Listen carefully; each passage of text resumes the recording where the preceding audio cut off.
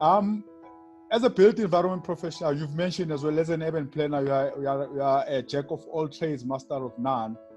You have a role. You have an important role in ensuring that projects move from paper to reality.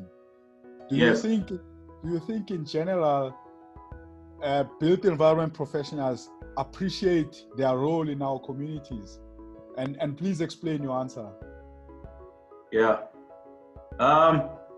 So my gut instinct, or my gut answer to that question is, I don't think built environment professionals fully understand the social responsibility that they have through their profession.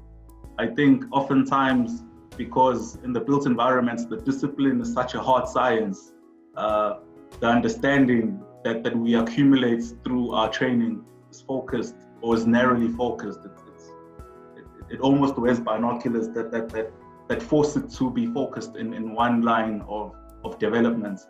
And in doing that, the social responsibility or the social consciousness that us professionals should have to society is not something that's enhanced or something that's cultivated. So my answer is that no, I don't think built environment professionals fully grasp the responsibility that we have to use the skills that we have to effect social justice. I'm lucky in that in my profession and the sector that I work in, which is the NPO sector. The NPO sector, or social housing, in my organization, for instance, it's ours is to support. Our primary objective is to make sure that we support South Africa to have a well-functioning social housing program. So our ethos is already linked to a consciousness of our responsibility to society. So I'm lucky in that sense. But generally, I don't think built environment professionals have that sense of responsibility. Oftentimes, they work for profit-driven companies who are focused on a bottom line, and they're unable to appreciate the multiple other bottom lines that are there. I'd like to pose the same question to you, JP. Do you think built environment professionals they appreciate the importance of their jobs towards communities, towards social justice?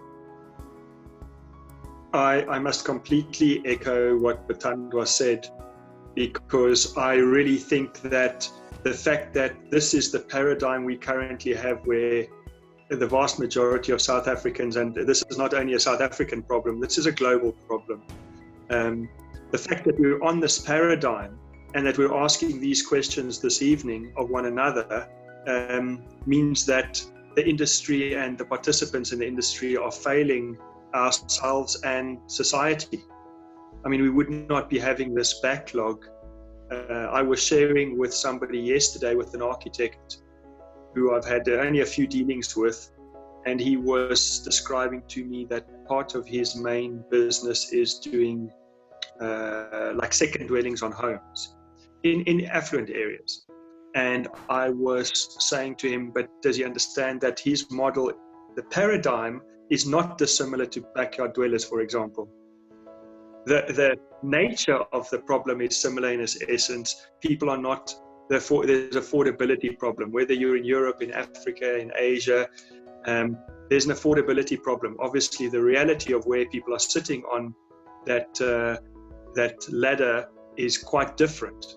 But I really, what Bathandwa mentioned, from a point of view of consciousness, I think that there's a great deal more that every individual needs to ask themselves. And this is not only true, again, of the built environment, but it's true of our politicians, it's true of civil society.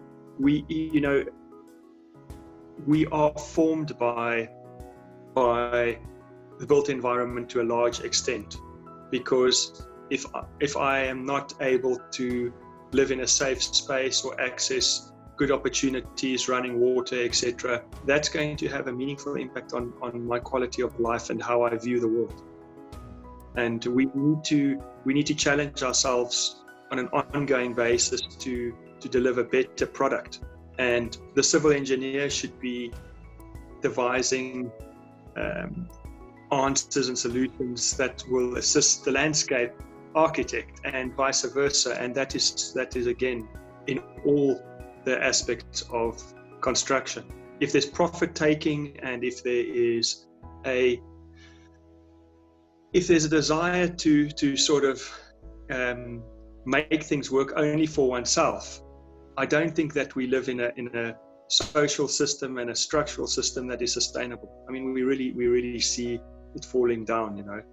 And we have to understand that dealing with social problems is not only our responsibility, but it is the only underlying way in which we can protect the sustainability of not only ourselves, but our common human being, our fellow human being. It is the only way forward.